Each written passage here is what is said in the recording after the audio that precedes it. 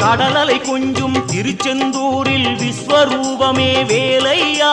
பழமுதி சோலை அறுபடை வீடும் புண்ணிய தரிசனம் முருகையா திருநீர் அணிந்து வரும் போது நெஞ்சில் நிம்மதி பிறக்குது கந்தையா சுகனே சிவனார் மகனே உன்னை பாட பாட சுகமாகுதையா வேல் முருகா அரோகரா அரோகரா வேல் முருகா